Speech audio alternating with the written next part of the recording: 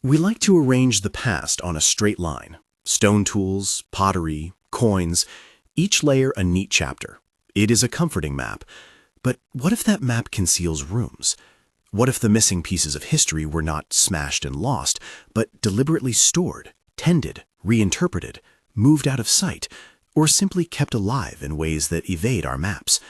They were not buried, they were stored. That is the question that threads through the most disquieting archaeological puzzles. Objects that look like junk until an X-ray finds a clockwork cosmos inside. Landscapes that survive because people keep them clean. Instruments that speak across 2 millennia when we coax them back into being. And entire cultural achievements that were denied or misfiled by later politics. The story begins with a lump. At the turn of the 20th century, off a small Greek island called Antikythera, sponge divers found a Roman-era ship lying broken on the seabed.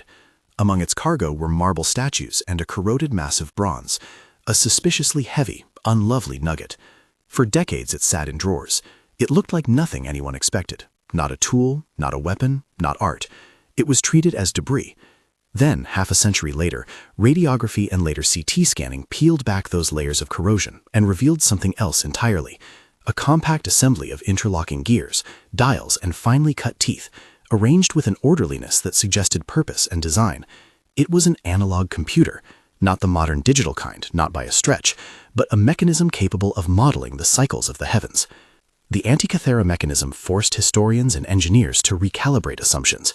How could a complex geared instrument exist in the ancient Mediterranean? How many other skills? How many workshops of craftsmen might have once created such devices and vanished from the textual and material record? The device did not simply convince us that the Greeks were clever. It whispered that some knowledge had been stored in a way that eludes a linear account, tucked into shipboard cargo, lost in transit, and then left for decades in a museum drawer, unrecognized. The dating of the mechanism is a careful patchwork of evidence. The associated shipwreck and the pottery from the site place the ensemble in the last centuries BCE. Epigraphic comparisons, attempts to match the style of inscriptions and numerals on the device with dated scripts, and stylistic placement of the gears give a consensus that the mechanism was manufactured sometime during the Hellenistic period, broadly the 2nd or 1st century BCE. These dates are not carved slogans. They rest on the usual archaeological tools: typology, comparing the shapes and styles of pottery and inscriptions, stratigraphic association with the shipwreck, and later physical analyses of the corroded components. Radiocarbon dating is useful for organics, but this is a bronze object. Its time frame comes from the context and the machine's own internal inscriptions. The technical revelations arrived through imaging. Early X-rays suggested gearwork. Later, three-dimensional tomography disclosed the complexity: at least 30 bronze gears in intricate meshes, tooth profiles consistent with intentional engineering, and inscriptions that read like operating instructions. Scholars identified calendar wheels that correlate to the Metonic cycle, a 19-year period that reconciles solar years and lunar months, and the Saros cycle, which governs eclipses by tracking a period of roughly 18 years and 11 days that predicts when eclipses recur. These are not whimsical correspondences. They are functional relationships the machine could reproduce in a compact, mechanical form. Interpretations vary in degree, not in essence. The mainstream view, supported by physical reconstructions and peer-reviewed work, holds that the Antikythera mechanism belongs to a Hellenistic tradition of scientific instrument-making, that it represents sophisticated knowledge of astronomical cycles, and that it was engineered by specialists familiar with geometry and metalworking. Some researchers propose that it was the product of a workshop tradition, now largely vanished from written records. Others argue it might have been a singular experimental creation. Either way, the device reveals a gap between how people in textbooks imagined ancient technology and the more complex reality. There are, of course, critiques and necessary caveats. The machine is heavily fragmented. Reconstructing a whole from incomplete parts is an exercise in both science and imagination. Some details about planetary representations, for instance, are contested. Did the mechanism model all the classical planets, or did it focus mainly on lunar and solar cycles and eclipses? When modern engineers reconstruct missing wheels, they make plausible choices based on mathematical models and surviving gear profiles, but those reconstructions are interpretive steps, not literal readings of a complete blueprint. Importantly, the Antikythera mechanism is not evidence for widespread, modern-level industry in antiquity. It is evidence for a more nuanced technological landscape than textbooks once allowed.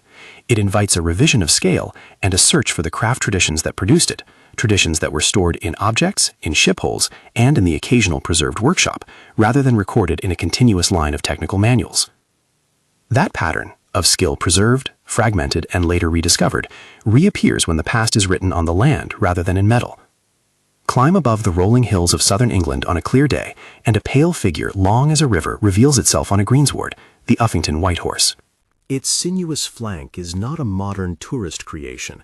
The shape is cut into the chalk downland with broad strokes that only read as an image from above. The horse has been observed and restored across generations. People keep drawing chalk into the carved grooves. That maintenance is itself a form of storage, not boxes in a basement, but communal practices that keep an image legible across centuries. Dating large geoglyphs is notoriously tricky because their topography resists tidy stratigraphy. For the White Horse, archaeologists have used a combination of typological comparison. The horse's stylized form aligns with certain Iron Age symbolism, excavation trenches that reveal the interfaces of turf and chalk, and soil studies that indicate episodes of cutting and recutting.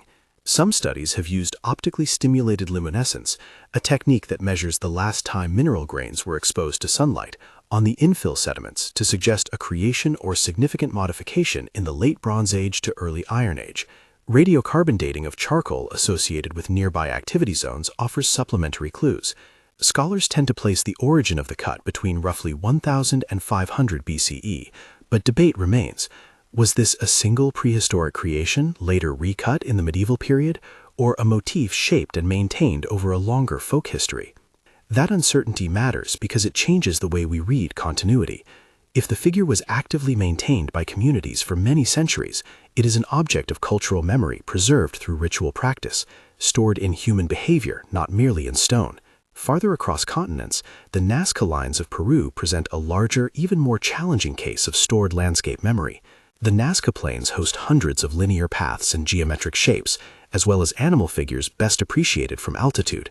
Many lines are shallow peels in the desert that reveal lighter subsoils, and their survival owes to the hyperaridity and stability of the environment. For dating, researchers rely on radiocarbon samples from sediments or organic materials found in association with the lines, as well as stratigraphic relationships with dated pottery and architecture in the region.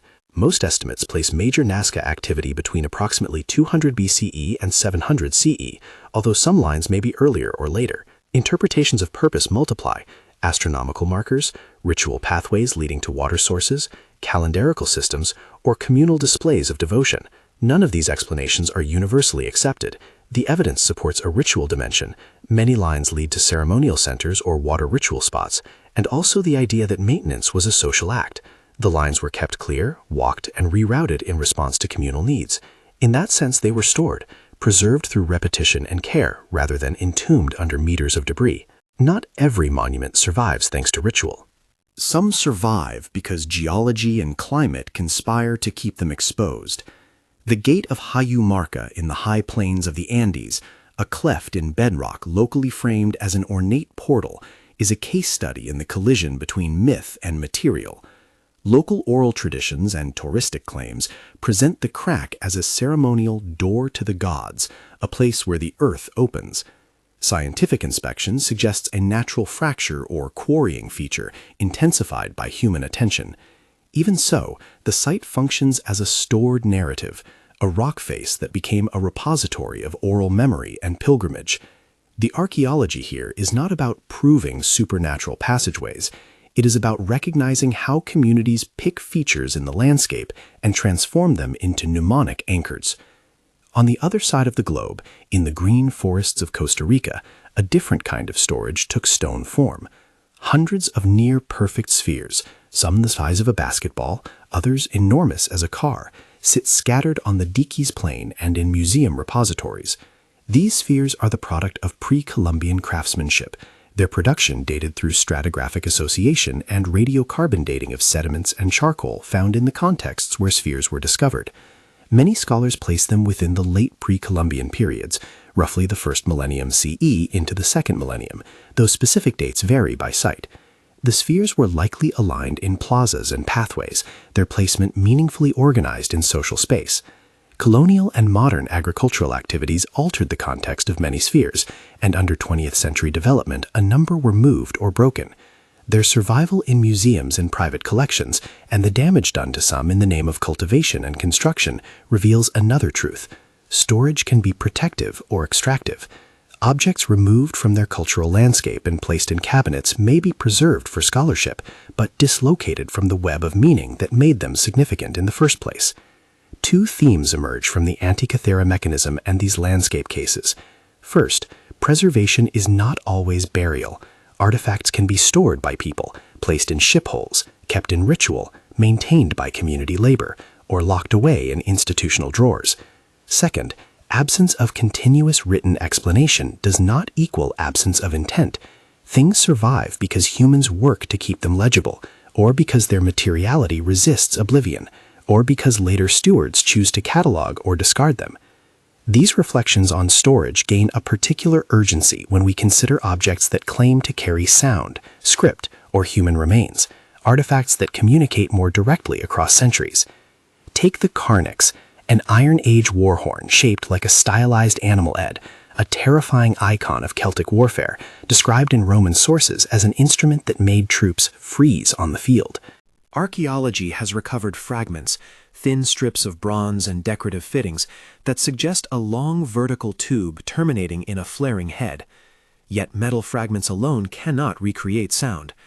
The modern resurrection of the Carnyx is an exercise in experimental archaeology. Reconstructors study surviving pieces, examine iconographic depictions on coinage and statuary, and infer the instrument's dimensions and mouthpiece geometry. Using period-appropriate copper alloys and forging techniques, teams have built working replicas. Contemporary players trained in techniques extrapolated from historic mouthpiece use produce a sound that, to our ears, is raw, penetrating, and unlike modern brass instruments, an oral sensation that gives us an emotional footprint of the ancient battlefield. The reconstruction process must be described carefully. We possess fragments and images. We possess knowledge of metallurgy. We possess skill in making modern duplicates. But the sound as we now hear it is an informed approximation. It speaks as much to modern creativity as to ancient reality. Experimental archaeology is transparent about this. Reconstructions are hypothesis-driven demonstrations of plausibility, not recordings from the past. Yet the Carnyx shows how sensory reanimation, making something audible, can alter our relationship to long-dead societies. It stores memory in a performative act that can be revived, if imperfectly, and that revival can be a powerful tool for understanding. Another case where the past seems to speak but resists easy translation is inscribed language that refuses to be read. In the coastal archipelagos of northern Europe are stones carved with runic inscriptions. In Blekinge, Sweden, several such inscriptions have produced fragmented texts that elude certain readings. Runic carving is a practice with regional and chronological patterns. Scholars date runestones by analyzing the rune forms, carving style, and associated archaeological contexts. Often, typology and paleography place runic inscriptions within the early medieval period. Yet some inscriptions are eroded, some present unusual or idiosyncratic sequences, and some might be cryptic by design, protective formulas, coded messages, abbreviated phrases, or marks of ownership. When an inscription refuses translation, possibilities multiply. The text could be a cipher. It could be a dialect we lack comparative materials for. It might be a sequence of magical or ritual signs rather than standard language. The unknowable line here is instructive. Not every unreadable graffito indicates conspiracy. Sometimes we confront the limits of decoders, the accidents of weathering, and the choices of carvers who may have intended illegibility as part of potency. The archaeology of human remains often becomes a forensic drama, and one of the most resonant examples is the richly furnished tomb unearthed at Palenque that modern archaeologists nicknamed the Red Queen. The burial chamber, sealed with ceramic, cinnabar, and precious offerings, contained a female skeleton coated in red pigment and surrounded by jewelry and objects suggesting elite status. Radiocarbon dating of organic remains and stratigraphic association with architectural phases in the palace complex provide chronological anchors that place the burial in the late classic Maya period, roughly the 7th century CE. Scholars debate identity. Was she a royal consort, a regent, a sacred nodal figure? DNA analysis and stable isotope studies can offer clues about geographic origin and dietary habits, but ancient DNA in the tropics is often degraded. Cultural context, the position of the body, the grave goods, the architecture that accompanied the tomb, remains central for interpretation. The Red Queen is testimony to political organization, ritualized burial, and the ways elites stored power and memory in funerary architecture. Yet the labels we apply, royal wife, queen mother, are interpretations grounded in context and analogy, not certainties scribbled on a tombstone. Some of the most explosive claims in archaeology appear at the edges of human origins research, where a few footsteps in hardened sediment might reconfigure entire migration models. In Crete, researchers reported elongated depressions in rock and sediment that they interpreted as footprints, the trochilus footprints. The bold claim was that the morphology of these prints suggested bipedal hominins present on the island several million years earlier than the currently accepted hominin dispersion from Africa. Dating such features requires a careful reading of stratigraphy and sedimentation, sometimes using techniques like magnetostratigraphy, paleomagnetic reversals, or isotope stratigraphy to correlate layers with known geologic events. The trochilus claims rely on sedimentological analysis that ties the surfaces to ancient shorelines and, by extension, to geologic periods where human ancestors were not thought to inhabit the region. Mainstream paleoanthropologists greeted the assertion with skepticism. Critics point out that footprint identification is a slippery science. Wave action, animal tracks, and erosional features can mimic human prints. Morphological interpretation requires a cautious, comparative approach, and the dating of the sedimentary surface is often open to alternative models. Even when contested, such finds are valuable. They coast paleoanthropology into refining methods, clarifying the criteria for footprint identification, and strengthening chains of evidence. The controversy is not a failure, it is a mode of discipline. Across each of these vignettes, mechanized bronze, chalk figures on hills, desert geoglyphs, reconstructed horns, enigmatic runes, regal burials, and disputed footprints, and overlapping logic emerges. Some things are not simply destroyed but curated across time, intentionally preserved through ritual cleaning or repurposed and thus stored under new meanings, hidden in plain sight because their legibility depends on vantage point, or misplaced in institutional collections where their significance is opaque until new techniques rediscover them. Other things are lost to political decisions, architecture dismantled for building materials, burials looted, records suppressed because a later power found them inconvenient. Still more are victims of well-meaning negligence, artifacts unrecognized until imaging reveals their internal order. The distinction between buried and stored is therefore more than lexical. It asks us to reconsider the mechanisms that control what future generations find. A knowledge system can be stored in the bones of an instrument, in the choreography of a ritual, in the networks of craft workshops, or in institutional archives that misplace, mislabel, or simply do not know how to read a particular object. Museums, for instance, have long served as both safekeepers and selective filters. The Antikythera fragments might have remained a mysterious mass in a drawer, if not for the confluence of technological means and interpretive curiosity. Those same fragments might have been stored elsewhere, lost, or reused as scrap metal. The choice to examine them with X-rays was not inevitable.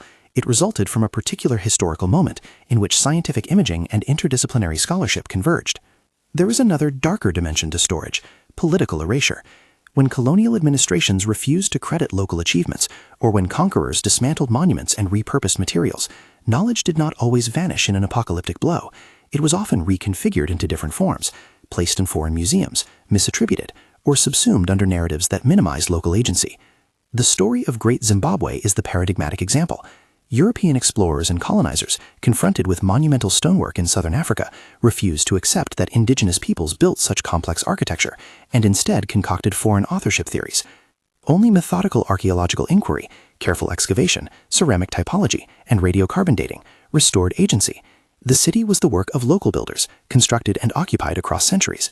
Great Zimbabwe's architecture had been stored within the historical record of local peoples and in the stone itself, but dominant colonial narratives had refused to read it as such. Reclamation of that story required both scientific evidence and political will. As we move from landscapes and instruments into the messier terrain of contested claims and modern conspiracies, the distinction between material gaps and narrative gaps becomes critical. Absence in the archival or material record can be explained by decay, by deliberate concealment, by discontinuous traditions, or by historiographic neglect. When those absences are felt as losses, when entire chapters appear blank, imaginative reconstructions fill the void. Some of those reconstructions are fruitful, others are speculative or ideologically driven. That is where modern myth-making enters the archaeological conversation. The Internet age has produced a new kind of storage, digital repositories of images, maps, and half-read documents that can be assembled into narratives with little peer review. Online communities can look at a faded map or a ruined building and create a story of a vanished global empire, of earth-moving cataclysms, or of a deliberate modern erasure. These stories are fascinating sociocultural artifacts, having more to do with contemporary anxieties about loss and power than with the stratigraphic record. They expose one of archaeology's most persistent vulnerabilities. Gaps in the record are not neutral. They are invitation points for alternative histories. But how to navigate between healthy skepticism and dismissive cynicism? The answer is method and context.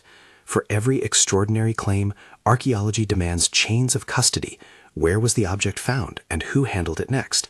Precise dating, reproducible analyses, and a willingness to entertain rival explanations. Imaging technologies like CT scans do not interpret themselves. They present data that must be read. Radiocarbon ages need context. Stratigraphy needs cross-checking. Oral traditions are informative, but must be integrated with material evidence. And when consensus shifts, it does so through dialogue between specialists, and increasingly between specialists and descendant communities. The pattern that emerges from these first case studies is both hopeful and unsettling. Hopeful because institutions and techniques are better than they once were at rescuing stored knowledge. CT scanners can peer into corrosion.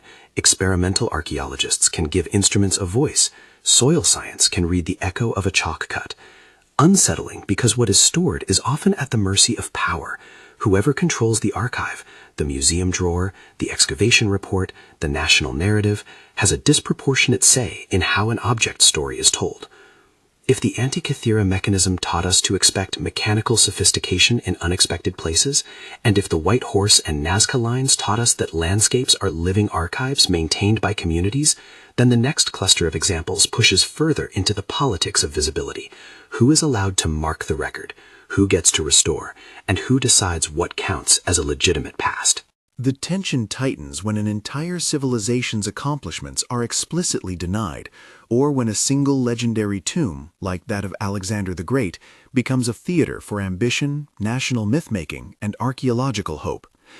Alexander's tomb is a case in point. Ancient writers describe a grand mausoleum and processions, and for centuries people asked, where was his final resting place? The evidence is fragmentary. Some sources claim the body was brought to Egypt by Ptolemy I and displayed in Alexandria. Others hint at transfers and reburials. The problem for modern archaeology is that Alexandria's urban overlay, continuous occupation, later rebuilding, and seismic events has destroyed or deeply buried earlier phases. Moreover, political and religious transformations repurpose the city's stones and monuments across eras. So the tomb is not simply lost by accident. It may have been systematically reworked as new regimes reshaped the urban fabric. Here, stored takes on a veiled meaning, the memory of a burial preserved in texts, ceremonial practices, and perhaps in reworked architectural fragments, even if the physical locus has been effaced by later needs. Roslin Chapel in Scotland illustrates a softer form of storage, carving as cumulative archive. Its stonework, carved in the 15th century, contains biblical scenes, foliate grotesques, and figures that have sparked centuries of speculation. Popular legend folded Roslin into tales of the Knights Templar and preserved a cascade of speculative associations. Yet the chapel's real archive is the craftsmanship itself, a medieval workshop's repertoire of motifs that makes local lore, biblical references, and exoticized images. The chapel was stored in stone, but also in legend, and the two forms of memory, material and narrative, feed each other. But legend tends to outrun evidence. Myths about hidden libraries or Templar caches around Roslin make for compelling storytelling, even as their factual basis is slim. The responsible approach is to acknowledge both. The chapel stores medieval devotional and artistic practices, and modern imaginations have refashioned that storage into myth. A different kind of storage problem is visible in the colonial misattribution of Great Zimbabwe. Explorers in the late 19th and early 20th centuries refused to credit local populations with the capacity to build monumental dry stone architecture. They invoked foreign builders as a way of denying competence to indigenous peoples. That act of intellectual dispossession stored a false narrative in the archives of imperial scholarship. Gertrude Colonial narratives that displaced authorship were stored in travelogues, official reports, and missionary writings that needed to be overturned by careful fieldwork and by recognizing the social and political agency of the Shona and related groups. Even natural features can be misinterpreted into engineered monuments. In Baluchistan, documentary photographers and later online commentators sometimes point to a rock formation as a sphinx akin to Egypt's iconic figure. The temptation to see human intention in suggestive stone is strong, pareidolia in full force. Geological inspection, however, reveals a combination of tuphony, jointing, and erosion shaped by wind and weather. People nevertheless overlay meaning on such formations. Modern narratives can turn geology into monument. The result is a stored myth that repackages natural shapes as evidence of ancient transcontinental connections. The corrective here is simple but important. Not every striking form is humanly planned. Morphology alone can deceive, and archaeology's job is to separate pattern from projection. Between those poles, intentional storage and misread natural form, lie episodes that combine both human agency and chance. The Costa Rica spheres, again, were moved and curated, some placed in parks, others taken into private collections, some were smashed by agricultural machinery. In each case, the sphere's history is a thread of storage decisions. Who lifted them? Why were they moved? How are they displayed? Modern stewardship can preserve materials, but also remove them from the context that made them meaningful. By now, a pattern should be audible. The past is not simply a tale of losses piled into ruins. It is a network of choices about what to keep visible, what to hide, and what to reframe. Sometimes those choices were the result of ritual, the repeated care of the White Horse or the Nazca Lines. Sometimes they were accidental, a bronze mechanism sealed in a ship's hull and later corroded into a lump. Sometimes they were political, colonial scholars who refused to record indigenous authorship. And sometimes they were procedural, museum drawers that treated artifacts as undifferentiated material until imaging made their structure legible. We are approaching a turning point in this narrative. Our earlier examples clustered around objects and places preserved through various kinds of human labor. They show storage as an active process. But there is a broader, contemporary phenomenon that deserves its own chapter, the modern tendency to read absence as evidence for a suppressed alternative past. This impulse is neither new nor merely eccentric. When gaps appear in authoritative archives, people reflexively fill them with narrative. In the age of internet archives and high-resolution images, those narratives can coalesce fast. They can be creative, they can be insightful, but they can also be misleading. The Great Tartaria myth is a useful case study because it is not primarily about stones or inscriptions. It is about the hunger for an erased civilization whose traces, adherents claim, are everywhere once you relabel them. Before we get there, however, the next act of the story must linger on objects that do more than survive. They demand interpretation in ways that touch on identity, power, and the corporeal traces of humans. Instruments like the carnix held sound. Inscriptions like the Bleaking-Jew runes hold text. Graves like the Red Queen hold bodies and status. Footprints like Tracholos claim presence. Each of these raises the stakes from what was stored to what does stored material tell us about human lives.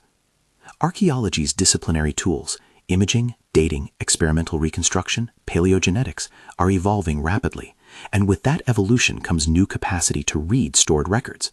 But each method has limits, and each limit invites speculation. We will return to these methods and their surprises. We will listen as reconstructed instruments make our scalps tingle. We will examine the ways inscriptions resist translation and what that resistance tells us about language use and secrecy. We will weigh the evidence for contentious claims about early hominin presence and ask why some findings are accepted and others remain controversial. Along the way, we will keep asking the title's central question: were some things not buried but stored, and if so, by whom and for what purpose? For now, consider this. An object that looks inert, a lump of bronze, a chalk cut, a stone sphere, can be a vault.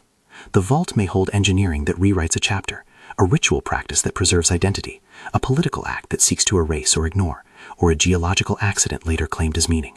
Storage is not passive. It is an ongoing relationship between people and things, between caretakers and the cared for, between interpreters and the inert.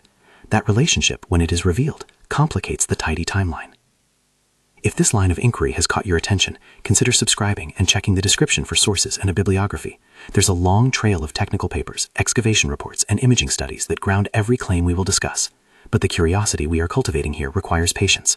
The next sections will turn inward, from landscapes and large stones to sound, script, and bone, the tactile signals of human life in the past, and to the contested stories that arise when audiences today try to reconstruct whole worlds from fragments.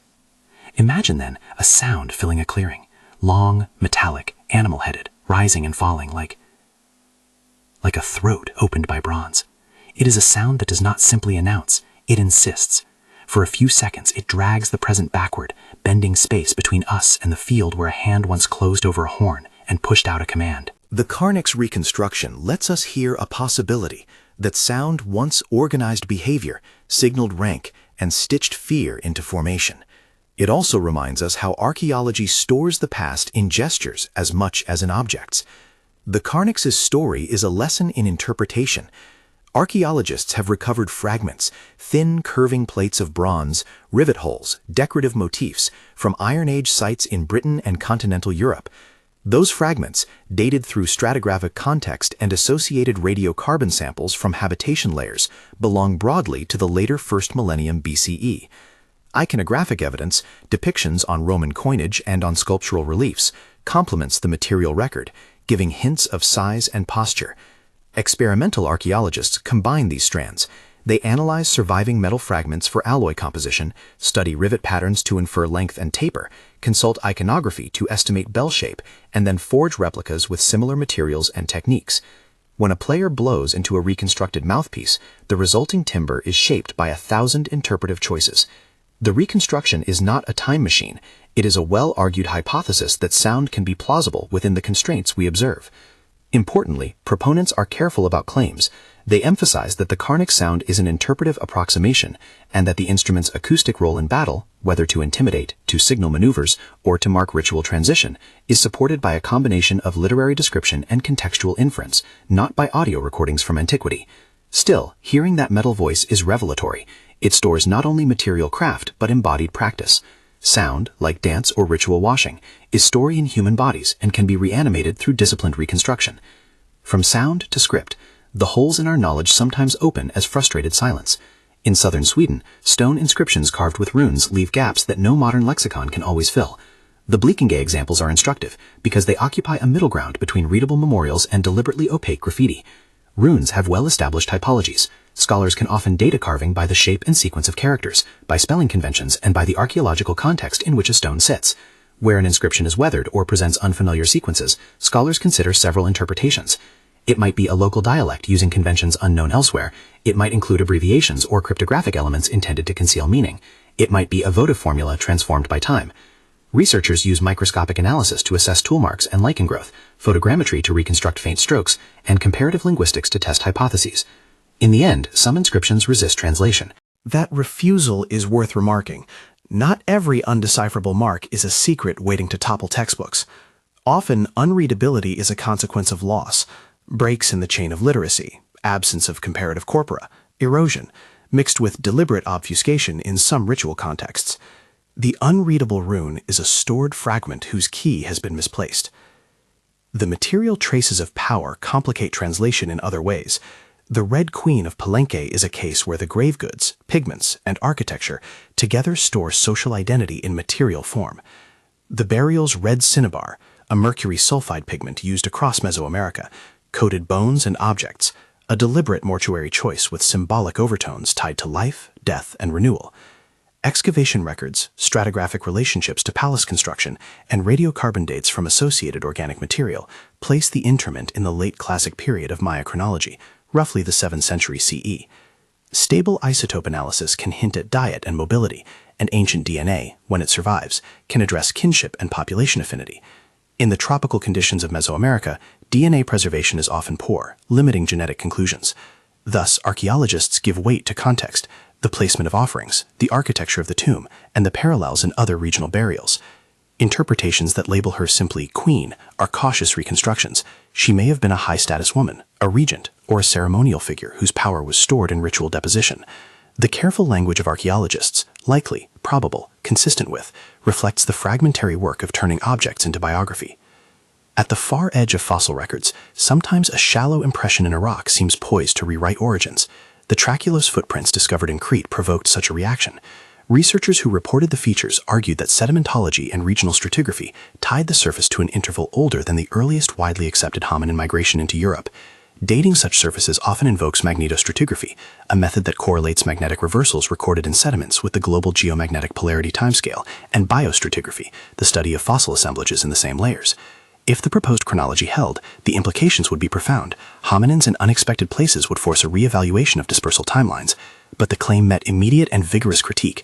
Skeptics pointed out that erosional and depositional processes can create forms that mimic footprints, that comparative morphology requires robust statistical controls against non-hominin marks, and that the stratigraphic context could be interpreted differently by other specialists.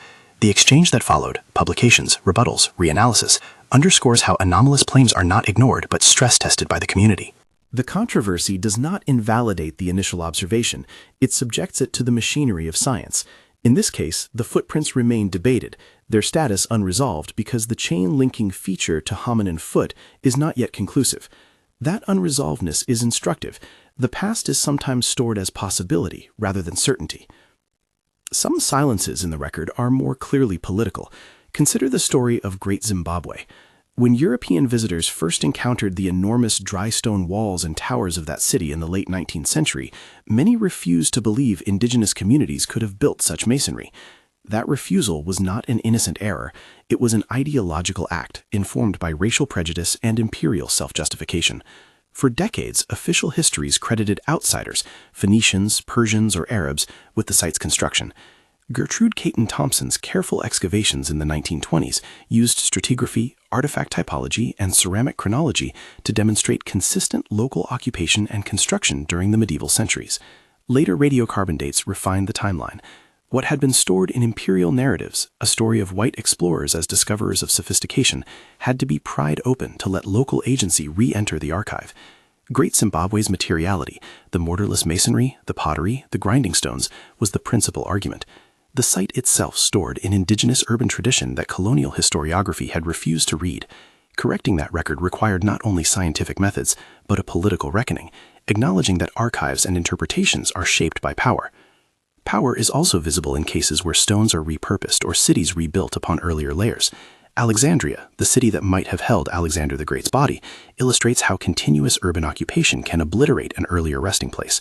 Ancient writers describe elaborate funerary honors and a cult surrounding Alexander's tomb, a center of pilgrimage and imperial memory. Yet Alexandria's palimpsest of successive governments, earthquakes, and sea level changes has scattered and reworked its ancient strata. In such contexts, lost often means overbuilt or recycled. Stones from earlier monuments are quarried into later constructions. Sacred topographies are flattened by new plants. This is stored storage by attrition. A memory is kept in texts and rituals even as the physical locus dissolves. Archaeologists working in heavily urbanized ancient centers must therefore read fragments in urban seams, tracing reused blocks, inscriptions integrated into foundations, and references in literature that point to vanished monuments. Sometimes, the urge to find human design in any remarkable rock leads to error. The so-called Baluchistan Sphinx is a cautionary example. Travelers and internet commenters often point to a rounded head and suggest sculptural intentionality.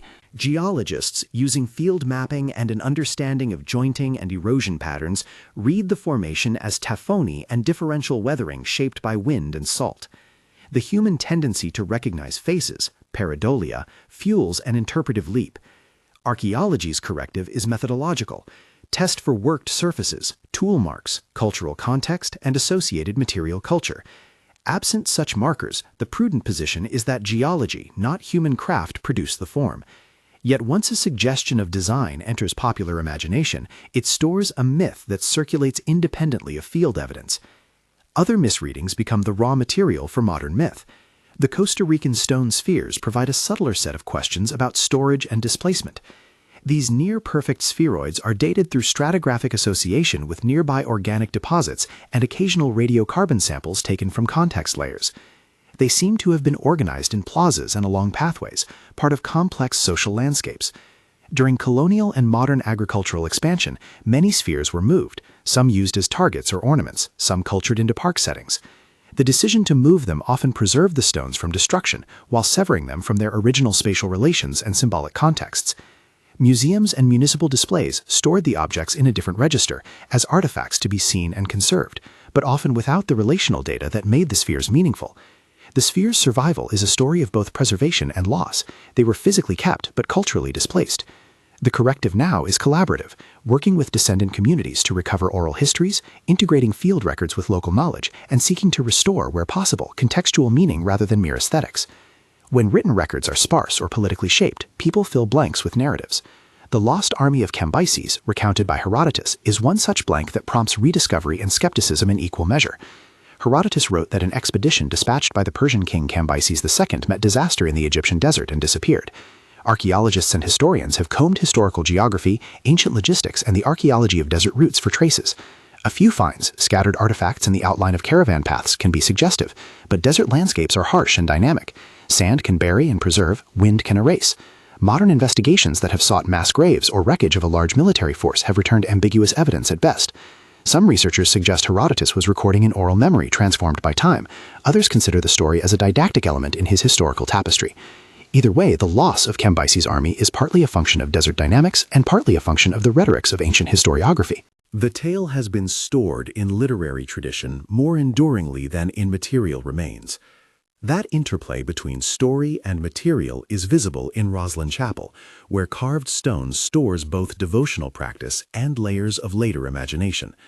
The chapel's profuse carvings, figural, vegetal, and grotesque, belong to a medieval workshop tradition and can be read by art historians for stylistic lineage, iconographic program, and workshop practice. Legends that connect Roslin to Templar treasure or hidden libraries emerged later. They overlay the chapel's material record with a different kind of storage, storytelling that repurposes artifact for mystery. Archaeology does not deny the power of such tales. It places them beside documented craftsmanship, urging that a chapel's ordinariness can be as evocative as any supposed secret. The stone stores the carver's hand, the community's devotional life, and the centuries of rumor that followed. All these concrete cases converge on a larger contemporary reflex. When institutional memory fails, people are tempted to invent a suppressed grand narrative. The Great Tartaria myth is the clearest modern example of that impulse. Proponents argue that a lost global civilization, erased in the 19th century and replaced by modern nation-states, once built monumental architecture and sophisticated infrastructure. They point to old maps, ornate 19th century facades, and anomalous photographs as evidence. The mainstream rebuttal is straightforward. Many of the so-called anomalies are misread period architecture, misunderstood cartographic conventions, or the result of photographic perspective and labeling mistakes. Historical maps reflect the cartographer's knowledge and bias, imposing modern expectations of nationhood onto 18th or 19th century cartography misreads genre. Photographs of ornate building facades from late imperial Russia or other urban centers often surface in Tartaria narratives as supposed remnants of a lost empire, but art historians and architectural historians can usually place those buildings with known stylistic movements and construction records. Moreover, archival continuity, building permits, city directories, municipal records, typically exists for the very structures repurposed in the argument. In short, Tartaria functions less as a plausible alternate history and more as a cultural symptom. It stores anxieties about rapid social change, about gaps in accessible institutional knowledge, and about the seductive appeal of totalizing explanations. Framing Tartaria as a social phenomenon rather than historical reality matters for how we think about storage. In the absence of authoritative access to archives or when institutional memory seems inadequate, people will repurpose visual materials and partial documents into a coherent story.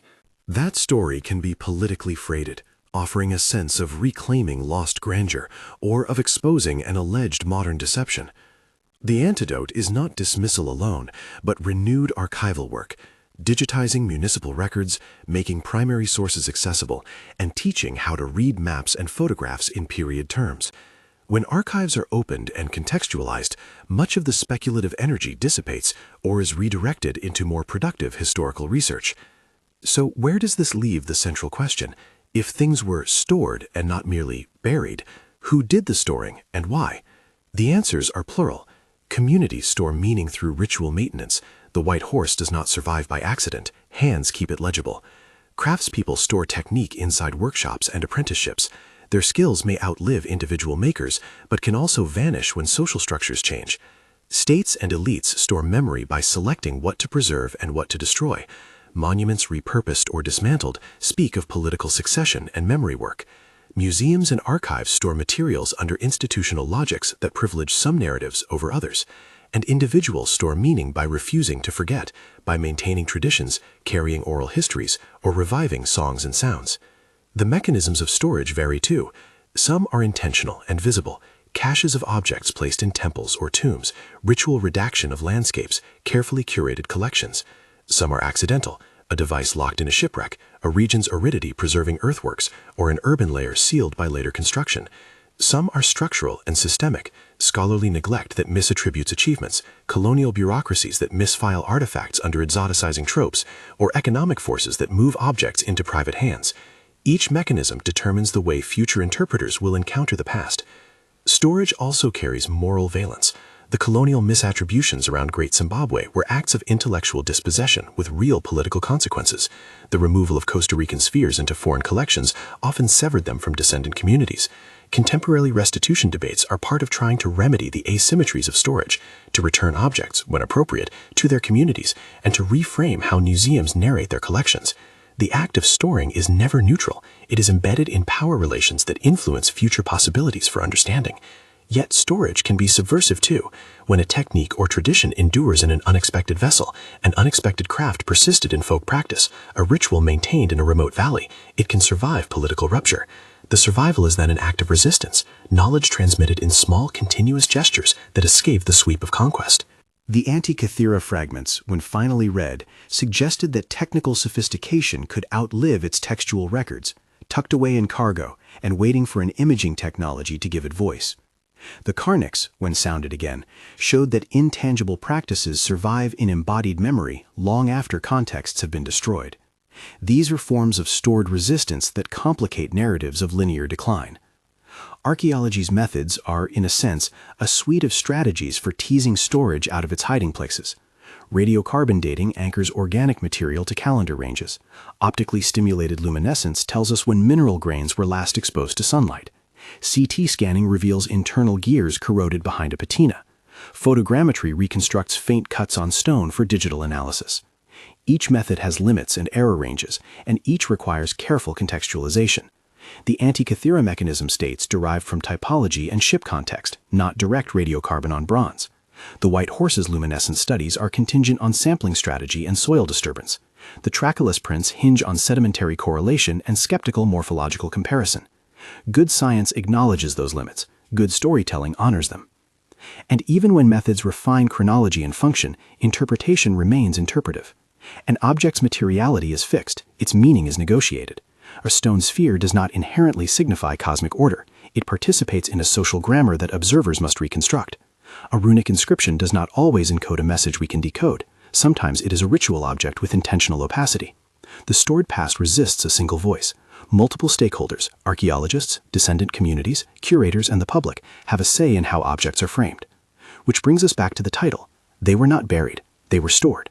The phrase is not a claim that someone secretly hoarded a lost library or that a global empire vanished overnight. It is an interpretive lens that asks us to consider alternative forms of preservation and loss. It invites us to look for continuing acts of maintenance, the labor that keeps a chalk figure white, the ritual that maintains a river of lines in a desert, the craft discipline that transmits gear-cutting knowledge. It invites us to look for human choices. Which monuments were quarried for new walls? Which texts were censored? Which skeletons were looted? Which instruments were silenced? And which were placed in institutional drawers and forgotten? The final pivot is to recognize the ethics of this insight. Seeing storage where once we saw only burial imposes a responsibility on archaeologists and on public consumers of history. It demands better provenance research, transparent cataloging, collaboration with descendant communities, and humility about the narratives we construct. It asks museums to contextualize objects, to return where appropriate, and to partner with the communities who are the object's inheritors. It asks scholars to publish methods and uncertainties, to invite replication and critique, and to resist sensational claims that exploit gaps for clicks. At the same time, the recognition that some things were stored rather than destroyed opens new pathways for exploration. It tells us where to look, in museum drawers for mislabeled masses, in community practices for lines of continuity, in soundscapes for memory stored in gesture, and in environmental archives for traces of sustained maintenance. It encourages interdisciplinary conversation, Historians read pottery specialists' reports. Acousticians collaborate with experimental archaeologists. Geologists help distinguish erosional forms from worked stone. The past, in this view, is layered not only in sediment, but in choices. Choices that carry forward, sometimes invisibly, into our present. So what should a curious viewer do with this knowledge? The obvious answer is to look differently. When you stand before a carved stone or an apparently mundane artifact, ask, how was this object kept legible? Who made the decision to preserve it in this way? What evidence do we have for continuity, and where are the gaps? And when you encounter bold claims about erased empires or histories hidden by conspirators, demand the chain of custody, the contextual dates, and the peer review that separates plausibility from projection. There is also, implicitly, a civic duty. Support efforts that open archives, fund careful fieldwork, and return rightful cultural property. Encourage museums to display provenance information and to partner with descendant communities. Recognize that the stories we tell about the past are political acts in the present. As our survey closes, return once more to the image of the lump that became a cosmos. The Antikythera mechanism spent decades in a drawer, its order invisible under corrosion. When imaging technology and interdisciplinary curiosity converged, the stored knowledge was recovered.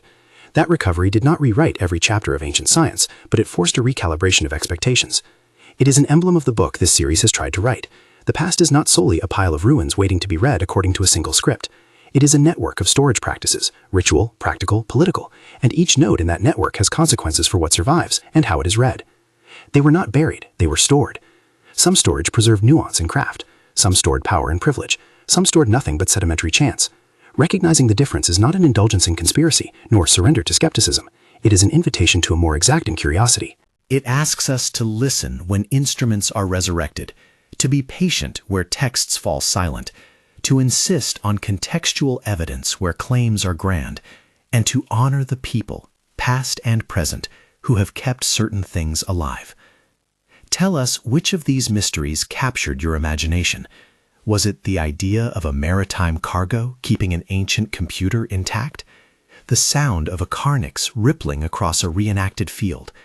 The chalked flank of a horse kept white by hands across centuries? Or the modern impulse to invent giant erased empires? Comment with your pick and why, and check the pinned bibliographic list in the description for the primary sources, technical reports, and excavation studies that ground every claim in this investigation. History is not a straight line. It is a held breath, a buttoned drawer, a footpath kept clear by ritual feet, and an argument between skeptics and wanderers. Look at maps and museums differently. Above all, keep asking, who stored this and why?